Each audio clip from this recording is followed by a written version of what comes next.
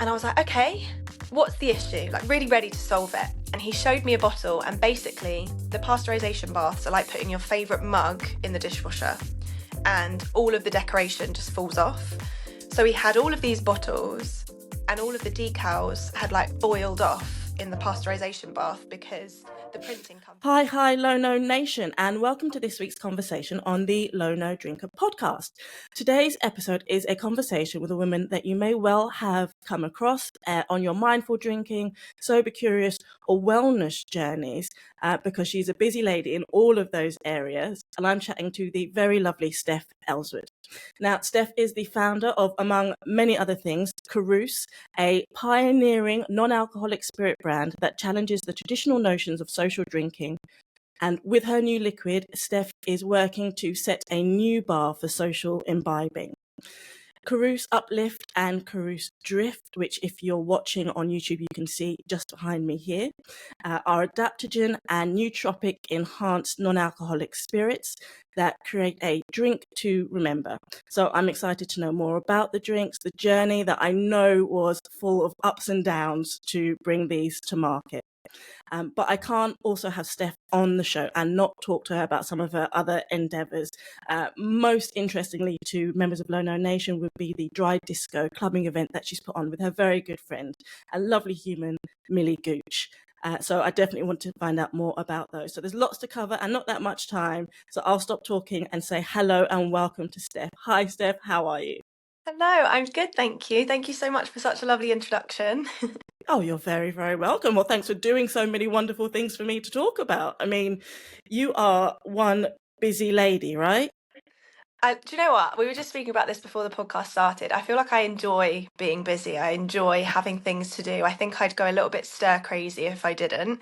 So sometimes when I bite off more than I can chew and the stress kind of piles up, I just have to remind myself that this was my choice and be grateful for it. Yeah, I did this to myself. Yeah. I'm the same. I'm one of those people. I need to have a lot of things to do because if I don't have things to do, I do nothing. Yeah. Like, I find that unless I've like there's this saying that they say if you need a job doing, give it to a busy woman because you just get things done. But if I've got nothing to do, I could quite easily sit on the sofa like watching bad TV, eating far too many crisps. So I'm like, no, I need 7 or 8 different tasks in a day to keep me going. It's so true, and I don't know about you, but anyone that I speak to that's on this sober journey or this alcohol-free journey definitely says that they feel like they've unlocked time because we're no longer losing it to like a hangover or disrupted sleep or anything like that. So I'm like, let's use this superpower to the best of its ability. Yeah, do you know what? Time is the main thing that I think you get back first, isn't it? Because it's not just the fact that you might not be going, you'll be going out, but you might not be going out till 3 a.m. You know, normally you're going like by 10 o'clock, you're like, okay, great. I've had a great time. I want to get some great sleep. It's not just the hangover. It's the like extra days afterwards. Because I always found that for me, I'd have really bad hangovers and they might last 24 hours. But then for the next 48 hours after that, I'd still just be quite subpar. So actually, it's amazing how much more time you get back just by whether you're giving up or cutting back. It's so true. It's so true. Fantastic. Well, I would love to know more about what you've been doing with your time and find out about these fabulous drinks. But before we get to those, can we find out a bit more about your journey? So start wherever you're comfortable to start. But what was it that led you to creating these amazing drinks in the first place? Because from my understanding, you don't come from a food and beverage background, do you? No, I actually trained in musical theatre. So I trained in quite performing different. arts. Very, very different. This is not where I thought I would end up, but I'm just very grateful for the journey. I basically trained in musical theatre for the majority of my life and worked in the industry as a professional dancer. Decided to remove myself from that industry for mental health reasons and set up an Instagram page kind of off the back of it. As part of my recovery journey from an eating disorder, I set up an Instagram called Healthy Chef Steph. And that was just a part-time project that was a really personal journey. And for whatever reason, it started to pick up a following and slowly became a career that I couldn't even imagine and has led me to so many incredible experiences and opportunities. But whether that's in work or self-development, it has just taken me on this journey that I never could have imagined. And throughout that, I've been very explorative within my wellness journey, and I felt like I'd made so many decisions around what makes me feel my best, whether it was movement, daylight, diet, whatever it was, making these conscious choices that add positively to my life. And in 2018, 2019, I was going out and drinking quite regularly. It would be kind of, in terms of the statistics, it would be classified as a binge in terms of how many units I was having per weekend or whatever, but I would never get super blackout drunk. So I never had an alcohol dependency, but I was definitely drinking in excess. And it was never the night out where I was affected. I would never think that I'd gone too far or anything like that. It would be more so the days after, whether it was the hangover the next day that came with all of the anxiety and the fear and the worry about what I did and what I said, or if it was kind of the inconsistency and lack of motivation for the following days after that. And I felt like if I went out on a Friday and Saturday, I'd be hungover on Monday, I'd be tired, I'd be hungover on Sunday, tired on the Monday, and I probably wouldn't feel myself again until maybe the Wednesday or Thursday, and then I'd be going out again. So I was so aware of this wellness journey throughout all of the changes that I'd made since removing myself from the performing arts industry. And so in 2019, my partner and I were going away for 3 weeks. And I said to him, look, it's just the two of us. I feel so safe in your company. I think I'm going to try this alcohol free. I'd love to do this entire trip alcohol free. And if ever we're in an environment where I would usually have a cocktail or a glass of wine, I'm just going to have a fresh coconut and just see how I feel. And I came back from that trip and I felt like the best possible version of myself. And I wasn't sure if I was just in this holiday bubble where obviously you feel so calm and relaxed anyway because you're in a beautiful country and you're not working and you're so detached from reality. So then I decided to come back to the UK and test it in the UK to see if I could implement the same feelings of being so alert and feeling so awake and so disciplined in my everyday life. And so I think my last drink was on the 21st of June 2019. And every time I was like, oh, I'm going to try it for a month, I just felt amazing. And I told my friends from the offset, I'm no longer drinking because this is like the best possible version of myself. And that was almost 5 years ago, and I just haven't looked back. That's amazing. That's amazing because, you know, I think it's really great to hear stories like yours because it's very similar to mine in that you don't have to hit a rock bottom to want to look at your relationship with alcohol and how it's affecting you. I think that TV and the movies, they always show that people who need to, you know, fix their relationship with alcohol are you know, falling down drunk and, you know, living just a destitute lifestyle. But it's not the case, you know. Your average everyday guy and girl like us can take that time to look at how it's impacting us and just if you would feel better if you drank a bit less, you know. And it's not to say that everyone has to go teetotal and it's right for everybody, but could your life improve in some way if you drank a little bit less alcohol? No, it's You know. so true. And the conversations that I've had with, whether it's people online, my friends, my family since, um, so many people have been really open. In a group environment, it's slightly different. I feel like people are still very much in the sense of, oh no, I'll still drink because that's kind of what society has perpetuated for so long. But one-on-one conversations with people has shown me that actually none of us have ever had a unique experience. Like we all feel the same a day after drinking, and it feels amazing whilst we're there. But I just feel like over the last 5 years, the conversations have just got louder. And it's really exciting to hear of so many people questioning the society that we have, and the kind of memories that we make around drinking, or lack of memories, should I say. Yeah. You mentioned sort of speaking to people and your friends and your family. As I said to you before we hit record, obviously I've been having a look at some of the stuff that you've spoken about in the past. And in one of your videos on your YouTube channel, and I will link to your channel below for everyone so they can go and check out more about you, you mentioned that you were, and this was a few years ago, you posted this, that you still felt a little bit insecure at times having that conversation with friends and saying to people, or not even just friends or strangers, if you're in a wedding perhaps or at an event and someone says, you know, would you like a glass of wine? At that time you were feeling quite insecure about replying with, no thanks, I don't drink. because of that social stigma that you've been talking about, because of that expectation. And I wonder, now that you've moved on to launching Dry Disco, to launching your own alcohol-free range, has that changed for you? And if so, how did that go about? Because I'm sure there'll be people who are listening who are in a similar situation going, I know it's better for me, but my friend group is so based around us drinking, and it's such the norm that I feel weird saying to people I don't drink. How has that progression been for you?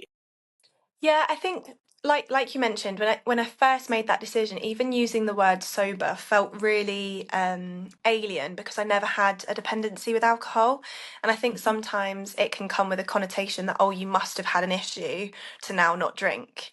And so explaining that to strangers can be quite challenging, because also you don't want to suddenly open up a conversation about how it was mental health related or wellness related or whatever. So it can be quite a challenge. Whereas now I'm so confident in my decision and I'm so proud of it, because it's something that I did for myself. Like, it was for no one else. It was something that I knew would make me feel better in myself, in my work ethic, and the benefits that I felt. I'm almost proud to say it and share it. And I don't know if that is because the conversations have got easier because lots more people, especially of my age demographic, are speaking about it. But now I think because it's been a part of my life for so long and has very much become my personality trait, um, it's something that I'm actually really proud of. And it's a kind of, before I saw it as a label that might have been judged by strangers, whereas now I see it as like a badge of honor. Like, I made this decision for myself and for my future, and I haven't looked back. And it might not be what you agree with, but you can, I know that now, if I was meeting someone for the first time and they were saying, oh, just have one, I can be like, I've not needed to have one for 5 years. And that's my decision. Like, there's a phrase that I love, and it's good for me and good for you too. And it's, I can make this decision for myself without hopefully you judging yourself for not making the same. And I think I can now articulate myself in a way where I say this was a decision for me, but I'm not judging you. And I think that's a really important message to those out there who have friends and family who are going down this journey, is that just because somebody chooses to cut back or remove alcohol from themselves, it's not a statement on what they're doing. And I think a lot of people can find it a bit confronting. I know that my friends did, when I was like, look, I don't want to drink the way that I used to. And then I think they are then left with no choice but to look at how our relationship and how our drinking has panned out. But it's not a judgment on them, because how it affects me isn't necessarily how it's going to be affecting somebody else. It's so true. And I think we also forget that alcohol is a drug. And if I was to say something like, oh, I've decided I'm not doing Class A drugs anymore, everyone would probably be like, that's a really good decision. Whereas when I Yeah. first said, oh, I'm not drinking alcohol, everyone would be like, but why? You're so boring. And it's just that disconnect that actually it is an alien substance that does affect the way that we feel, think, and act. And if that decision is for me, like, it doesn't affect anyone else. If anything, it Yeah. benefits you because I'll drive you to the place that we're going to and you don't have to pay for a taxi. I heard somebody was they were talking the other day, and it was in an interview with somebody, and they said, do your friends not think that you're boring because you're not drinking? And the guy's response was absolutely brilliant. He was like, if you think that drinking makes you interesting or makes other people interesting, then try being around drinking people when you're sober. It's so Because true. you're watching people, and again, this is not judgment, because I do this with my husband and my two best friends. So the four of us often go out for dinner or something together, and watching them as they start slowly getting more and more intoxicated is so funny, because it only takes actually 2 or 3 drinks. And there's me always thinking like, yeah, I'm really hardcore, like I can drink loads. Actually, no, you can drink like 2 or 3, then it starts impacting you. And watching somebody go through those stages is quite interesting, because I can watch them and I know exactly what I would have joined in the conversation and how I would have reacted in these ways. But then it gets to the other side where you've heard the same story 5 times. You're like, okay, I think this is my cue to exit now. Yeah, I definitely can relate. So tell me about the brand then. Let's have a chat about these wonderful, wonderful liquids. So I'm going to, for those who are watching on the video, I will pull the bottles down. But for those who are listening on the audio, I highly recommend that when you get a chance, you go to the website, because these are beautiful bottles. I'm being extra careful because in the last interview that I did, although I've done lots, I managed to put a can back on the shelf and it fell, and then it cracked and it started spraying Oh, beer all over the place. And I'm in the middle of an interview. I'm like, okay, I might electrocute myself, but hey. So this one here is the Drift, and they are beautiful, beautiful bottles. I know you had some trouble with these bottles, though, didn't you, when you started out? Can you tell us a bit about yeah. what happened? Do you know what? I think just throughout my lack of experience and knowledge and education in this entire industry, I think there's a way to get from A to B in developing a Hmm. drink. And I think I went up, down, left, right, and just did the longest way possible and made so many mistakes along the way. Just really grateful for the process though. But basically, it was in lockdown when I kind of had the idea. You know, Hmm. when everyone was on Zoom quizzes, getting drunk, Oh, doing, yeah. yeah, all of that era. There was nothing that I was reaching for to drink at the time. There was nothing that I had FOMO, obviously, of not being able to drink with everyone, and everyone was making cocktails and everything like that. But everything on the market at that time was either very heavily trying to replicate a gin or a vodka or a rum, or it was just very botanical and floral and just not catered to my taste buds. So I basically thought that someone needs to develop a drink and a range of products that taste delicious, first and foremost, but also the packaging looks and feels luxurious and like a moment. Like, I don't want to just take a lemonade bottle and pour that. Like, I want it to feel like something. Do you know what I mean? Like, you know, that Yeah, that yeah, feeling of grabbing something off of a drinks shelf or out of your cupboard, measuring it out, pouring it into a nice glass, and it really being a process that you enjoy. yeah. And I had looked into the kind of gaming industry, and there was a huge rise in these nootropic adaptogenic drinks Hmm. in energy drinks, the ones that can improve your focus or help your body adapt to stress. And I was thinking, this is amazing. Why is this not being fused with the alcohol free industry? And I'd been documenting my alcohol free journey online. And the main questions that I got asked was, what do you drink for pre drinks on a night out? Or when you're going out partying, what do you drink? And when you've had a long week to wind down, what do you drink? And I thought, well, surely there's a way we could combine these extracts to have one that makes you feel calm and at ease, and then one that makes you feel like you're really ready to get the party going. So Yeah. that's where the concept of drift and uplift came. Okay. And so, kind of, me having no previous experience, I literally Googled how to find glass bottles, how to design a label, how to produce liquid, all of these things, just deep dive in Google whilst we were all locked down and we had all of the time in the world. Anyway, we managed to find all of those things. I found the name. So the name Carouse is a spin on an old English word meaning a noisy, lively drinking party. And that's the kind of mood that I wanted to Yeah. emulate through the drinks, that you could still have this amazing time and still Hmm. feel included, even if you're not drinking. And we found someone to design the labels because, again, I wanted it to be really premium, like with the gold touches, and the logo itself is like a non-binary figure dancing into our martini glass, like really emulating my love for performing and wellness and bright colours and all of these things. And then we found somewhere to produce the liquid, and we found someone to decorate our labels, and it was quite clunky. I think when we first did our first production run, we must have had about 12 different suppliers supplying the lids, the labels, the bottles, the frosting, all of that kind of stuff. And the frosted bottle was something that I really wanted to get right because there weren't many on the market at that time with a frosted bottle, and I wanted to be quite unique in that sense. Anyway, we get to the first production day. It was honestly the best morning of my life. I walked in, I felt like Willy Wonka in the chocolate factory. There were all of these moving parts. It was Drift that we started with. And Yeah. Drift is a blend of summer fruits, basil, echinacea, ashwagandha, goji berry. It's very fruity. Hmm. Yeah. The smell of it just, to me, is so calming. I walked in and there's these vats of the liquid that is just filling the factory with aroma. I'm walking Nice. around in a hairnet, bright blue hairnet. I'm having the best day, seeing everything going. And then because it's alcohol free and because we're made with natural fruit extracts, we have to pasteurize the liquid, which basically means putting it in a bath and heating it to a certain temperature to kill off any germs, and then it's safe to be distributed. And so after everything was bottled, all of the labels were printed onto the bottle at that time. So it was like a decal transfer. And they went into their little bathtubs. I went out for a snack and a coffee. And then our head at the factory came out and said, "We have an issue." And I'm thinking, right, really good. We'd overcome quite a few issues at that point anyway. So it had taken Sure, us sure. a while to get to even production alone. Uh-huh. And I was like, okay, what's the issue? Like, really ready to solve it. And he showed me a bottle, and basically, the pasteurization baths are like putting your favourite mug in the dishwasher, and all of the decoration just falls off. So he had all of these bottles, and all of the decals had like boiled off in the pasteurization bath because the printing company hadn't put on the finishing lacquer to hold it in place.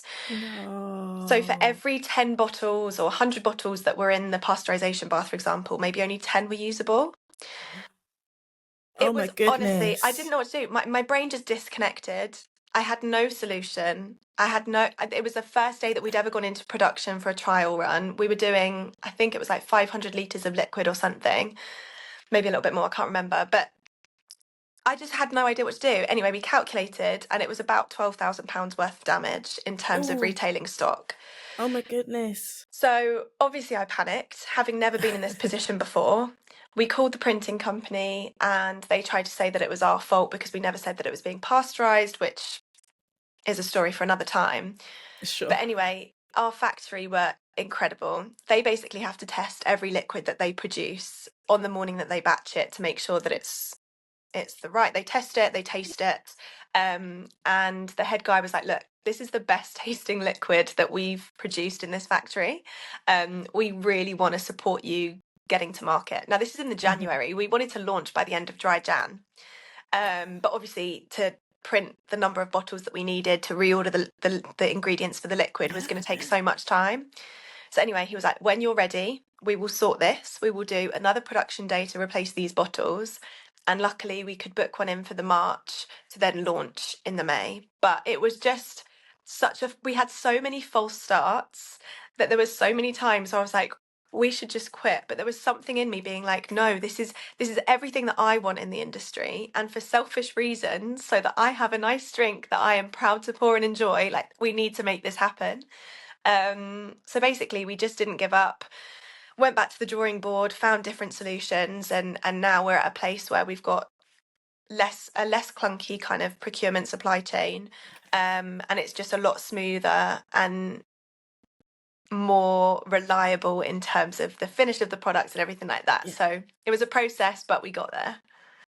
I cannot imagine the just your heart must have just sank when you saw all of that. I think I just cried, and I had a new assistant at the time, and she'd been working for me maybe 2 months, and we'd spent it. She was virtual, and we'd spent maybe 3 whole days in person together. So I'm Mhm. just sobbing in the corner of this factory because I feel so at a loss. We'd been working on it at this point for about a year and a half, and we'd only just got to the production.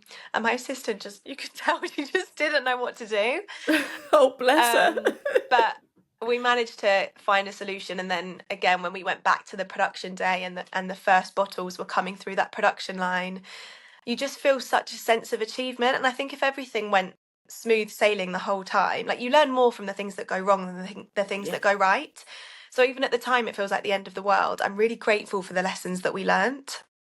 Yeah, yeah, absolutely. Because you're right. I can imagine at that time you haven't got a clue. You're like, I don't know No. what to do. I don't know how to describe this problem to anyone, let alone find a solution for it. But you just keep going, don't you? What's the next logical step? Because you can't give up. You've gotten that far. It would have been criminal to just walk away from it, as painful as it was. So I'm really glad that you managed to get back up off that factory floor after what was a well-deserved crying session, and to keep going, because I would have done exactly the same. I would have been in pieces.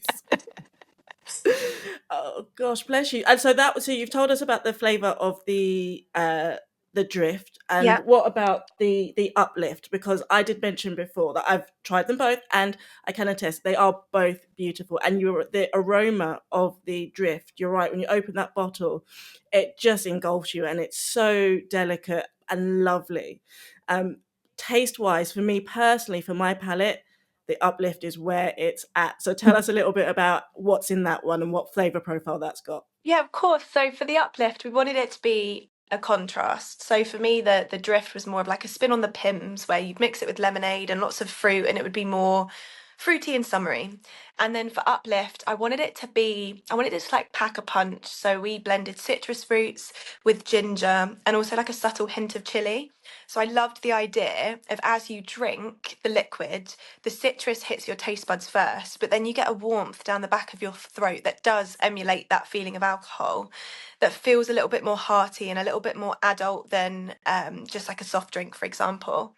So we went in with the chili extract in there, which again, when we first developed the recipe, we had a chipotle extract that got discontinued. And every time we tried to replicate it like for like with a different extract, it threw off the entire complexity of the drink, and the whole balance of the drink was off. So we actually had to redevelop it to make sure that the levels were right. But again, we've got it so that you get that citrus fruit, you get that ginger, the bit of that zing, and then you also get the warmth at the back of your throat. And that's got guarana, ginkgo biloba, and obviously the adaptogenic extracts that then can have cognitive benefit to make you feel more alert, more energized. And it's just, for me, it's more of the like spicy marg, picante kind of category. And I just love it. And it was for me, like, if ever I was going out, my drink would be a ginger beer and lime. And I wanted something that had that kind of more, not savory flavor, but do you know what I mean? Like, it's still sweet, but it's more, there's a strength and a depth to it that took a long time to get there, but I'm really proud of the flavor that we've now got.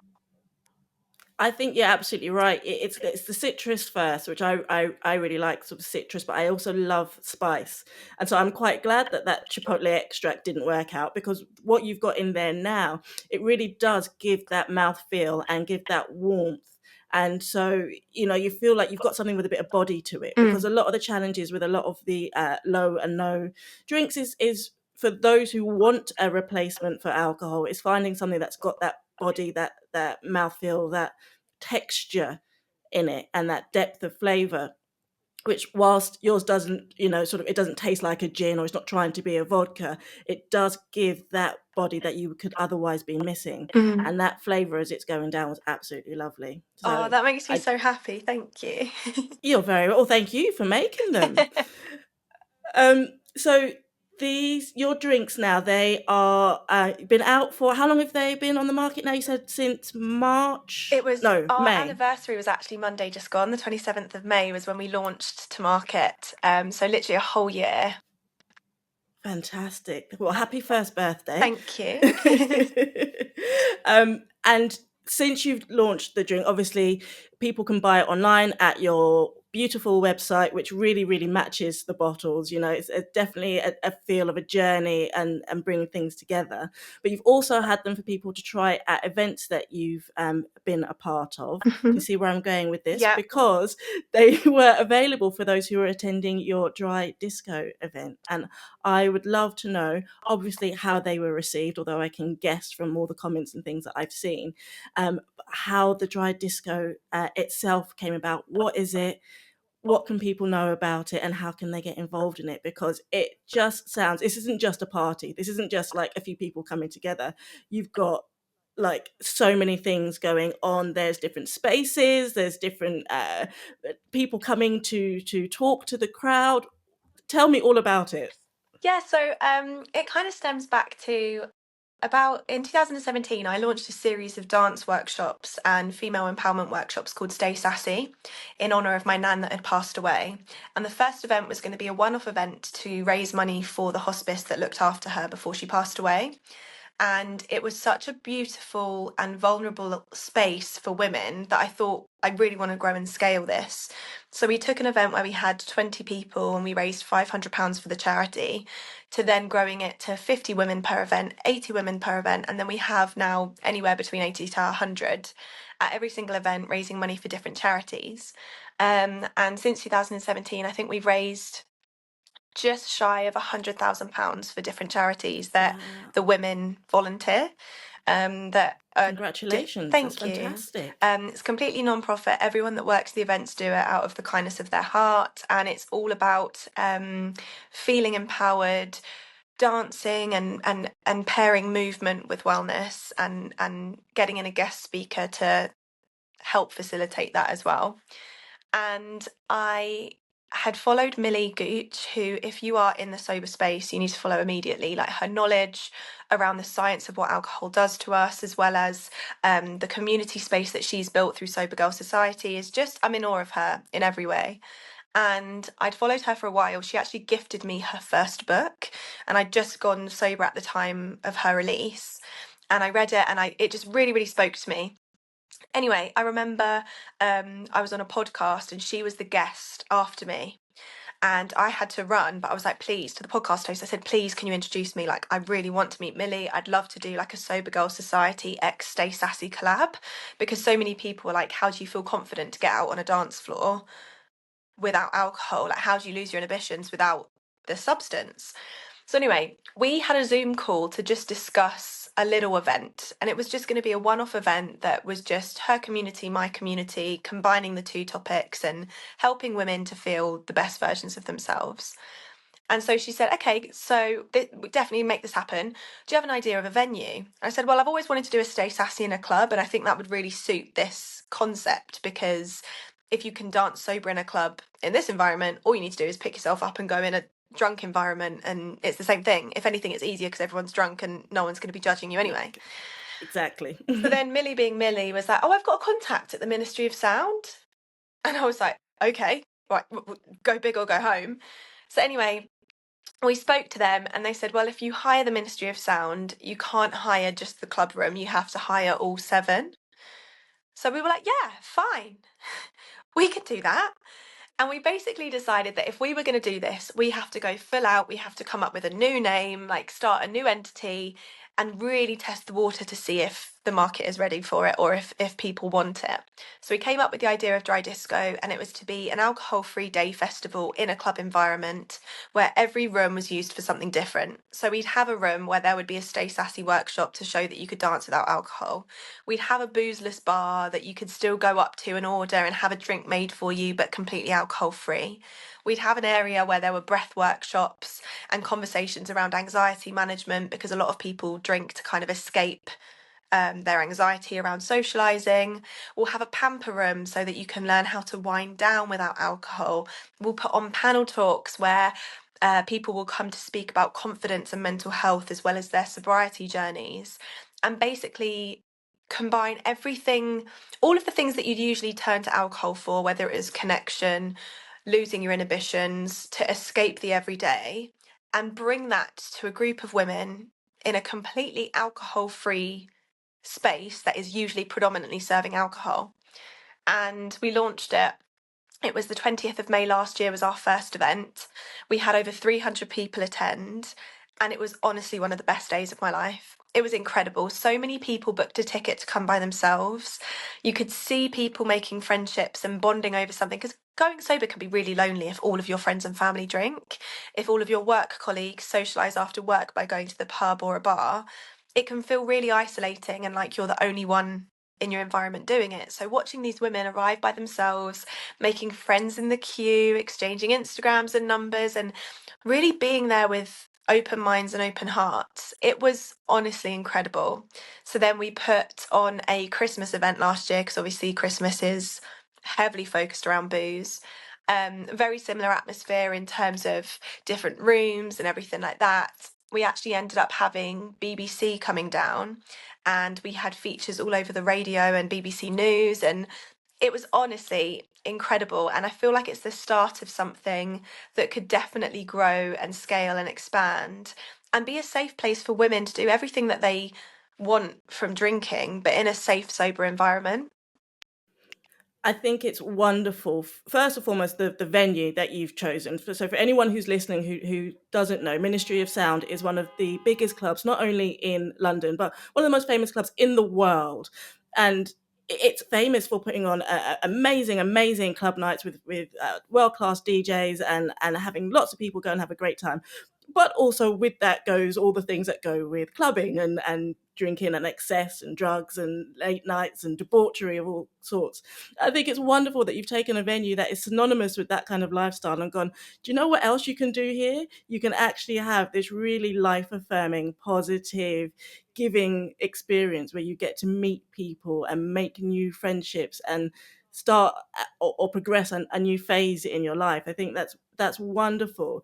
It's lovely to hear that there are women who are going on their own, because this is a female focused event. It is for women to come together, and it's lovely to hear that there are people who are going on their own, because you're right, not only can it be a bit lonely if you're the only one in your friend group who's looking at their relationship with alcohol, but also as we get older we get really bad at making friends. When we're little, I've got a 4-year-old and a 6-year-old, and it's amazing watching them. Yeah, they're a bit shy to begin with, but then they go and throw themselves in the dirt and roll around, and for that 2 hours with someone, they're their best friends. As adults, we just don't have that abandon. We don't have that confidence to just start talking to someone. So to have an environment where people can come together without that Dutch courage and start having these conversations and build friendships, no, I can see why you feel so pleased with how that manifested for people.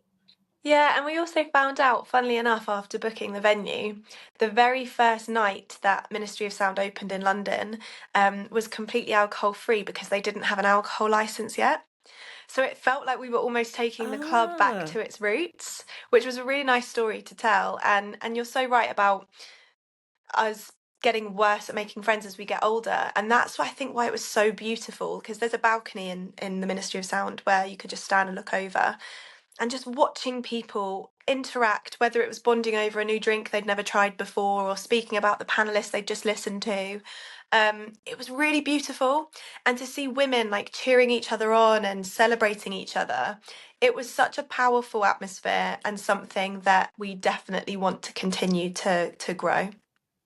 amazing, amazing. So there will be more dry disco events, is what I'm hearing you say then. Yes, and they may not always have the same format in terms of like different rooms. Like we're looking at doing some music events where we get sober DJs involved and it's a proper club night where there's just no alcohol in the entire venue. Looking at just really creating safe spaces, maybe even growing it to do mixed events and really escalating it, taking it around the UK. Like we've got lots of plans and big dreams for it. That is very exciting. If people want to know and follow and see when the next events are, where can they go and find out more about Dry Disco? So on Instagram, it's Dry Disco Club. And then if you want to sign up to our newsletter, you can do through drydisco.com. Amazing, amazing. Speaking of which, Carouse, I think Yes. it's a liquid that people need to get on their lips, and that's the most important thing with these low no drinks, is that people get to try them, because there's a lot of preconceived ideas that people come at with low and no drinks, and often people say, "Oh, I tried an alcohol-free gin and I didn't like it, so I'm done." It's like, well, you don't just try one thing one time and then decide that it's not for you. I often say, if you have a favorite wine, think about how many glasses of wine you've tried before you got to that one. So let's get people trying Carouse. Where shall they go to find out more about the brand, more about the drinks, and to get hold of a bottle? So to follow us on Instagram, it's drinkcruise.com, where we share lots of assets around alcohol-free living as well as alcohol-free cocktail recipes. And then if you would like to purchase the product, drinkcruise.com is where you can find us. And there's lots of information around our ingredients, flavour profile and everything like that on the website. Excellent. And I will make sure that's all in the show notes for everyone so that they can go and grab a bottle. I've got one more question for you, Steph, before I let you go, Okay. which is one that I ask everybody who I speak to on the podcast, because I'm all about spreading the love to Low No Nation. So we are coming into our summertime, although I think we might have had it with the 2 hot days that we had last week. But imagine you are off to a nice sunny barbecue with your nearest and dearest. And on that day, you're obviously not drinking alcohol and you've brought a couple of drinks with you to enjoy for yourself and to introduce to your friends. First and foremost, Carouse Uplift and Carouse Drift will be top of the list. But other than those two, what other low no drinks do you enjoy drinking? Oh, I have a few, if that's okay. Yeah, you I go feel like for I've it. tried everything on the market in my journey to sobriety. I love Nosecco with a strawberry in. That's a lovely, like, summery tipple, I think, especially if you're having it in a champagne glass. Like, it can really feel like a celebration. I know that I don't think they're really classified as like a no and low alcohol official drink, but I really love Trip in terms of their branding, even as a mixer to mix it with Cruise, for example. But I love, again, it's kind of that nootropic adaptogenic route. I love that you can either have it from the can, so you feel like you're having like a little tinny, or you can pour it into a nice glass and make it look pretty. And I also really love the Kylie Wines 0%. It's really good. It's like a sparkling rosé wine, but I think it's kind of kombucha-esque, where it's fermented, and that is really, really delicious, especially on a summery day. And I think people can get that in Sainsbury's. Yeah, I'm sure I've you can seen, definitely get that in Sainsbury's. and that's great, isn't it? You know, that we're starting to see these things on the supermarket. And yes, it's a wine by Kylie, who's kind of a bit well known, so it might be a bit easier for her to get in there. But you know, there's space being made for more drinks in our supermarkets that are of the low no and the light variety for whatever people are looking for. I like the tip about mixing Trip with Carouse. Now, Trip have Yes. got a few different, I think they've got 4 or 5 different can flavors and then all the other CBD stuff that they do. But that would be quite interesting. I'd actually quite like to try that, because I think that if you get that sort of mix just right, it would be quite a unique flavor profile. Yeah, and again, feels really adult rather than just, I don't know about you, but when I first went sober, there weren't many options on the market. So if I was drinking like a soft drink alternative, my teeth would feel furry by the end of the night because of the amount of sugar that Yeah. I'd be consuming. So it's nice when you can enjoy something that's sparkling or something that's fruity, but without that horrible mouthfeel that comes after drinking a lot of them. Yeah, sugar is a big one, because a lot of people who go low or no might be doing it for their health. They might be doing it to lose weight, and then alcohol has so much sugar in it. You know, we're Mm. so used to all the sweetness in standard alcohol that when you go low no and there's less sugar in there and no alcohol, a lot of the producers and manufacturers go, well, let's just add loads more sugar back in there to give people what they're used to. But Mm. then you're right, you do end up, it wasn't for me furry teeth, but it was that cloying feeling in your mouth, like your mouth just felt full all the time, like Yeah. coated with sweetness, like I'd just been sort of eating the kids' jelly babies all day, and it's just too much. It is too much, especially as well because if you're at an environment where it is a barbecue and you're eating as well, you just get so Yeah, full, so yeah, full. So I quite like having options that aren't as sugary and sweet, for sure. amazing. Amazing. Steph, thank you so much for joining me today. It has been absolutely lovely speaking to you and getting to know more about your journey full of trials and tribulations. You're an inspiration to never, ever give up. Just keep going. And I know that you will keep going, and I can't wait to see what else we get from you going down the line. So thank you for joining me today. Amazing. Thank you so much for having me.